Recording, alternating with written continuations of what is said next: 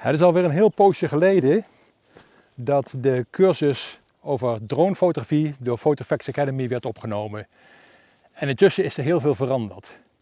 Dronefotografie is beter, mooier van kwaliteit, sneller en vooral vreselijk veel leuker geworden.